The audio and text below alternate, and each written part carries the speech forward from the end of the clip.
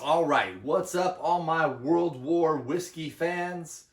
Let's get back into another episode of World War whiskey. And this week, we're going to bring you some Ryes. So, we've seen several different types of whiskeys. This week, we're going to bring you some Ryes, which we haven't brought you before. So, first up, we have our Ezra Brooks. This is a 45% straight rye whiskey that I picked up for about 10 bucks. 10 bucks. That's pretty hard to beat. But let's see if it could actually compete with these ones that were double the price. And sometimes a little more than double. But I picked both of these up for $20. So next up, if you could find this for 20 to 25 bucks, you'll be all right. Jack Daniel's Rye. This is coming in at 45%. So same as the Ezra Brooks. And it's double the price point. We'll see if it's twice as good. Thirdly, we have the Wild Turkey Rye Whiskey. This is only coming in at 40.5%, so it's a little weaker than these two, but also at that $20 price range. So I think this is a good comparison here. So two $20 to $25 ranges, and this one's going to probably cost you 10 to 15 depending on where you're at. This is one I picked up at, you can get it Food for Less, Ralph's, some of the grocery stores have it. So very cheap entry-level rye. From what I remember, I thought it was for 10 bucks, pretty decent. And these two are gonna be pretty popular everywhere. So we wanna do ones, we're gonna get into some really higher end whiskeys as the show progresses. But I wanna start off with ones that people go and they buy often and they see all over the place, okay? We'll get into the ones that are rare as well. But let's look at these more common ones so we can help you guys pick when you go to the store. Is it worth paying double over this, or should I pick this over that? I don't know. Let's see.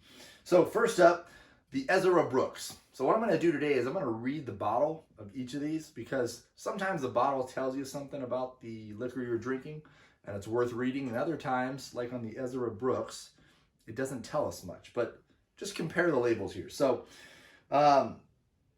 this one says a genuine straight rye whiskey made using the finest ingredients available for generations. Ezra Brooks whiskey has been the whiskey for those with a rugged spirit and taste for adventure. So as I said, that tells us absolutely nothing about this whiskey other than, you know, it was made for rugged people or what have you. Now we should mention, and I've already poured this one out, so let's take a little sniff here. Definitely smell the rye. So I was just going to mention in passing, this isn't an educational show per se, so we're not going to go deep into, you know, how they make all these and what's the difference between all these, but we do need to mention sometimes, just for the sake of mentioning it, if you're not familiar, and I would imagine most of you guys are. But the basic difference with a rye to a regular bourbon or regular whiskey is bourbon is 51% corn mash. Okay, so it's a corn. They mash up the corn, and they're all using wheat as well. But rye is using rye mash. Bourbons are using corn mash. Okay, so the ryes tend to be spicier and a little bit stronger flavor. The bourbons tend to be sweeter since they come from a corn mash. That's really the core difference. Now, they don't all use the same ratios. Some use, you know, 70-80% rye mash. Others use 51%. It has to be at least 51% to be considered a straight rye whiskey. But let's get into this Ezra Brooks and see what we think. So definitely picking up that rye scent. Has a little bit of a sweet scent to it as well, which is interesting for a rye. Okay. It's been a while since I've had any ryes, and it's been a while since I've had this one, but it's better than I even remember. I mean, for 10 bucks, that had a lot of flavor. I'm thinking back to our very first episode, the Chivas Regal 12 year, which is a Scotch. Scotches tend to have a lot of flavor compared to the other whiskeys, at least in my opinion. Not all, but most do. Now, this had a lot more flavor than, for example, the Chivas, right? This would probably be more in line with kind of the strong flavor of the Dewar's 12. Now, totally different. One's a Scotch, one's a rye. But for 10 bucks, this was good. Let's see what flavor profiles we're getting. Definitely a sweet caramely flavor mixed with that strong spicy rye. So you kind of get the peppery rye, but a nice, it smooths out with that kind of caramel sweetness that's more reminiscent of a bourbon type flavor. Now, it's definitely different than, has that more spicier flavor than the bourbon. But for $10, if you see this, get this. I mean, I don't think you can go wrong for 10 bucks. I don't know if it's going to beat these other two. I thought the flavor profile was very simple. I don't get a whole lot of characteristics, just kind of caramel and rye, but it's good. It's not a complex flavor, but it's a good, strong flavor. It's a 45%er, and it tastes like a 45%er. It's not weak on the alcohol, and it's not weak on the flavor. I can't complain, you know. These are ones, especially this. A lot of times people like mixing Ryes in a Manhattan to give it kind of more of a kick, more of a spice. Others like to use bourbon to give it more of a sweetness. But a lot of times when they're mixing the sugars and the orange peels and those things, it's already sweet. So sometimes people like to use Ryes to give it a little flair and spice to their drink. But you drink them straight too. But they all have their purposes to be used. But let's go to this Jack Daniel's Tennessee Rye. This is also a 45%er. We haven't opened it yet, so let's start opening this one. I haven't had this one before. But it says Jack Daniel's, we're going to read you the label on this one too. Tennessee Rye brings together two classic rye distinctive flavors drawn from our unique 70% rye grain bill and Jack's time-honored charcoal mellowing method. What emerges is a spicy whiskey that's sipping smooth. So this one doesn't tell us much either about the whiskey other than it's 70% rye, which again, 51% is the minimum. They went well over that. And they're also running it through the Jack Daniel's kind of sugar maple charcoal filter that Jack Daniel's and I believe all Tennessee whiskeys use. So again, another point of Tennessee whiskey is they're using this charcoal filter to run it through, sugar charcoal filter, I believe, to run it through it, the whiskey through and over to give it a distinct flavor. So that's what makes it different from Kentucky bourbon. But let's see this Jack Daniel's Rye Whiskey. So we're going to see how this compares for that $20 price point. And you might not always see this for 20 bucks. That's a good price. But you should be able to get this for between 20 and 25 bucks. Same with the Wild Turkey, 20, 22, no more than 25 that you should pay for those. Not at least in California where I'm at. I know sometimes people inflate prices, but even out of state, these aren't super rare, high priced, hard to get rye whiskeys, okay? So if you're at that liquor store and you see 30 buck price point on these, which you sometimes might see, just wait till you go to the grocery store or just another liquor store that has the right price. Assuming you're in a state that you can get it at the grocery store. I know there's some that you can't. But let's try this Jack Daniel's. Ooh, the Jack has a much better scent. So already this has I said, is it twice as good? You know, because it's double the money. Is it twice as good as that? The smell sure was. I mean, this is almost like a perfume. Like I would wear this. This has an intoxicating aroma to it. Hope it tastes as good as it smells. I don't even know what I'm smelling.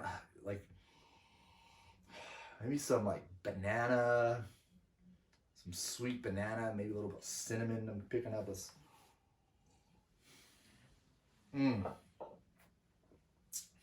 Wow. Jack Daniel's Rye, where have you been all my life? Goodness gracious.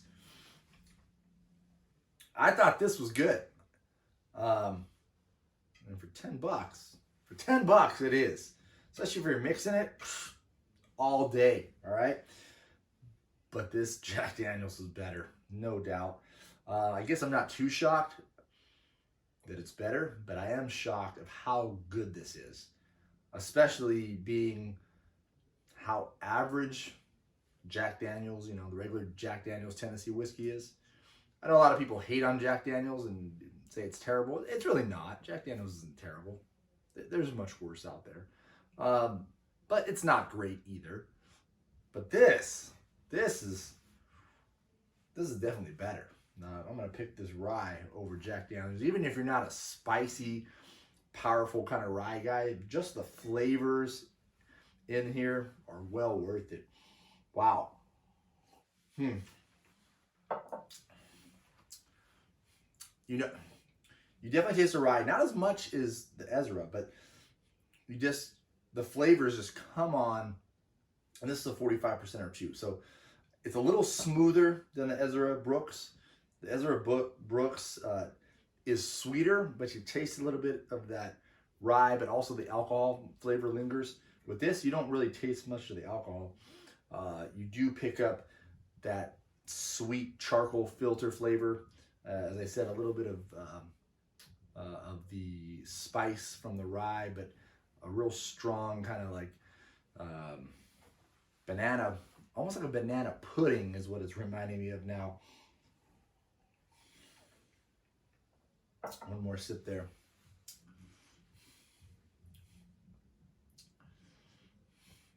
Yeah, that's vanilla and trying to pick up the wood. There's definitely some type of wood flavor there, but I can't really pick it out. Sometimes, you know, you can really tell a distinct you know, smell and flavor profile. I can't pick it out in here, but I like this.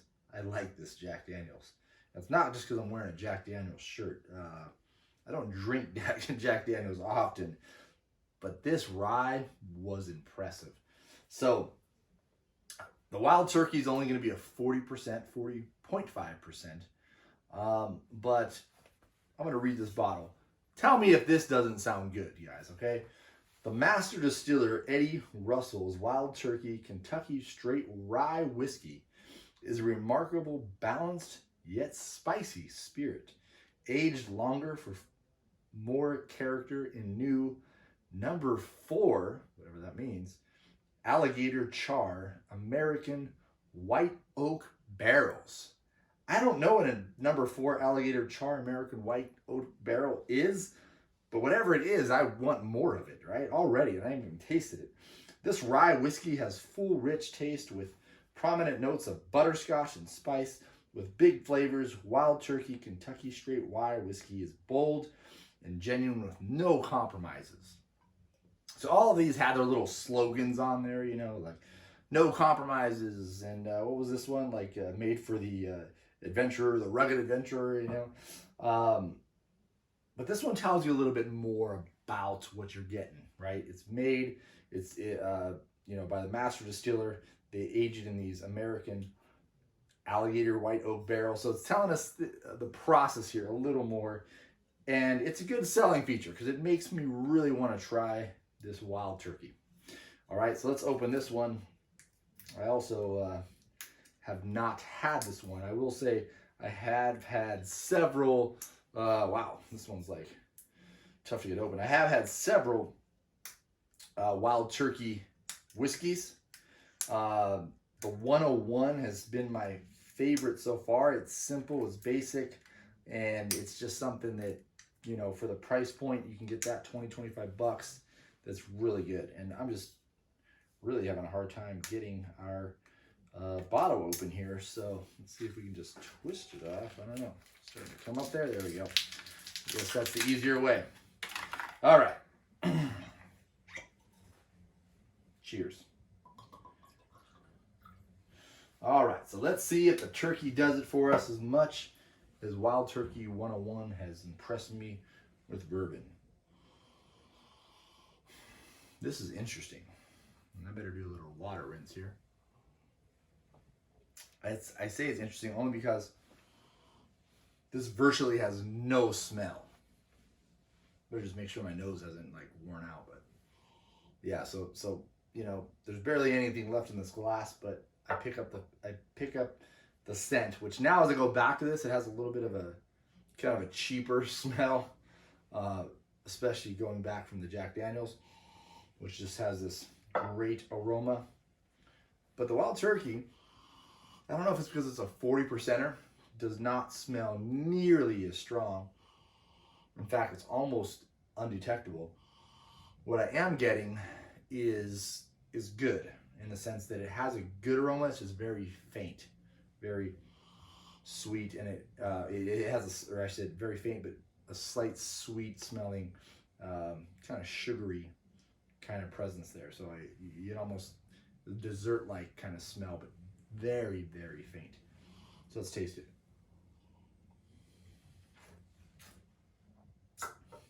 Wow. These bourbons are as different as day from night. All three of these were shockingly different. So of everything we've tested on this show so far, I thought these would probably be the most similar, but these are, in fact, the most different. I'm trying to see what percentage of rye they're using in here. So again, this is 70% rye. I don't think this one said, so I'm assuming it's probably the base 51%, being it's a $10 bottle. I doubt they're going to go above and beyond what's necessary. This one does not say. I want to go out on a limb and say that I did read before, if I'm not mistaken, this is also around a 70% rye mash there, rye mash in the blend. But I don't quote me on that. But I think I have read that before, and just reading through these different bottles I'll buy, I'll look at, you know, before I buy one, I just do a quick glance and see if it's something that worthwhile I want to taste and whatnot. But you can definitely tell the alcohol content is slightly lower on here. I'm definitely picking up the oak flavor right away. Let's see what else we get second time.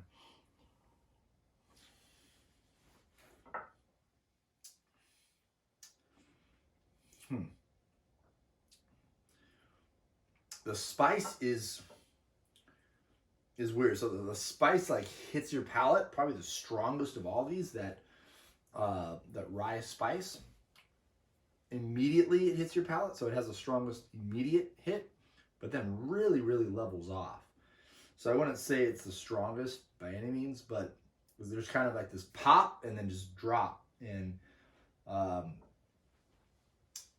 it brings out some other interesting flavors, a very kind of mellowy oak, wood, not sweet, but you can taste a little bit of the corn mash or whatever they're using in there as well, because it brings out kind of two distinct flavors, a strong rye, and then it mellows out to a smoother kind of grain flavor.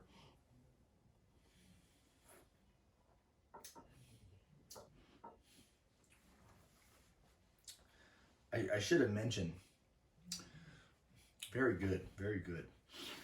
This one won a gold medal in 2017 at the Spirits Business Competition. I don't know what that is. Sometimes when you see these competitions, take it with a grain of salt. Sometimes, you know, these competitions might have only a dozen participants. So when you see, you know, this one win a gold medal, it doesn't mean it's literally the greatest rye whiskey in the world.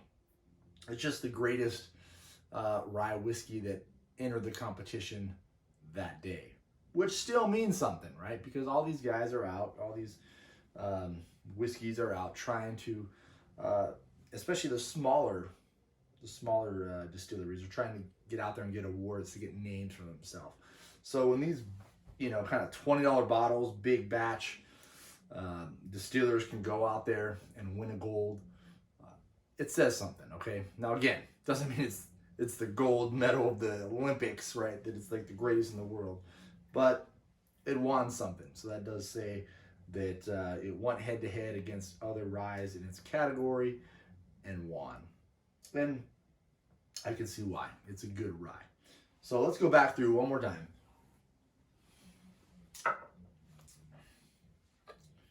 Solid rye, very smooth, middle of the road, non-offensive, lower alcohol content.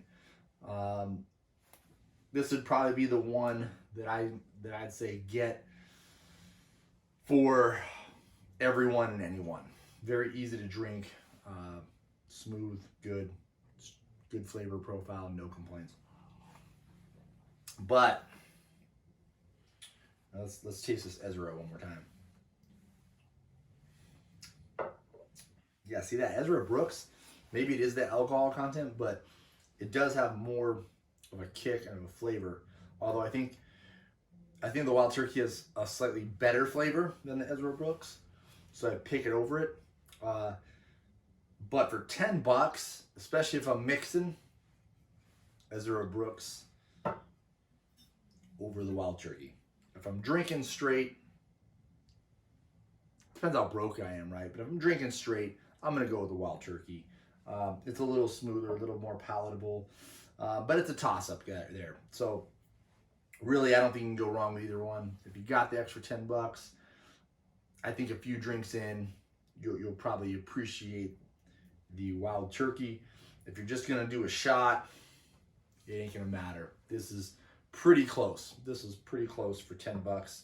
It has more alcohol, stronger flavor profile, and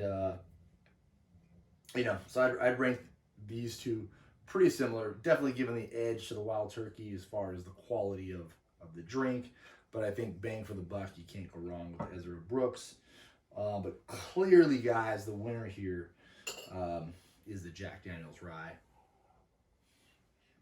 At least in my book. I do like banana, and that time I kind of reminded of like a banana, freshly baked banana bread, as I tasted it with a nice kind of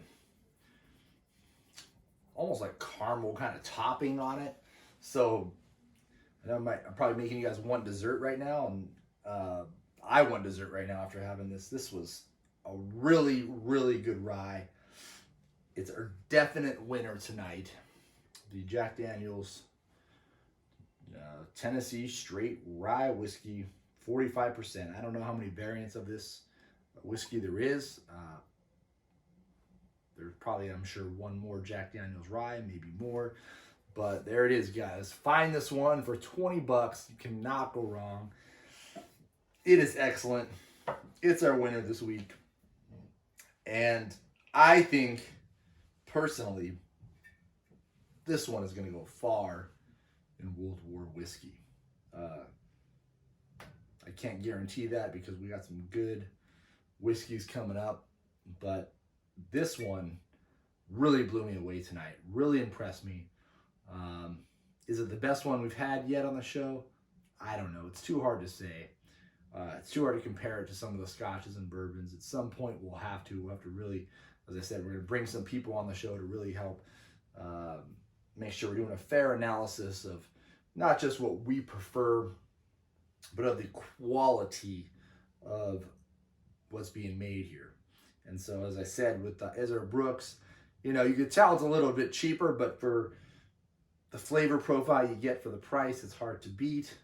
The Wild Turkey, very smooth, very good. Definitely worth the $20 price point. But this one's an overachiever. This one I would pay $40, $50 for. That's how good it was. All right, guys, we'll see you next week. World War Whiskey. Jack may be back for another round. We'll see you next time.